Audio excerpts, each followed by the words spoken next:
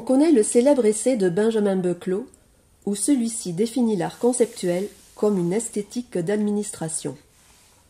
Une comparaison que l'on pourrait concéder sans risque à Claude Klossky, tant l'ensemble de son œuvre entretient des rapports familiers avec la bureautique, si on sous-estimait tout le travail de sape que l'artiste semble avoir entrepris pour pervertir toutes les formes d'organisation, de classification et de contrôle qui encadrent et orientent notre vie quotidienne. Car si Klossky utilise ces mêmes méthodes organisationnelles issues de l'univers entrepreneurial, c'est pour mieux en souligner leur absurdité.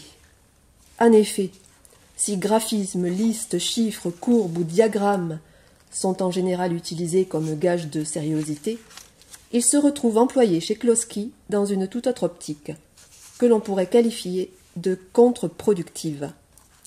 Car que faire de ces 3415 vendredi 13, minutieusement prélevés depuis l'improbable année 1, ou de ces graphiques dénués de toute signification, censés nous donner notre horoscope en 2009? Que dire de toutes ces prédictions qui n'ont d'autre fonction que de positiver jusqu'à l'extravagance des attentes certes légitimes, mais qui souffrent d'un manque d'originalité?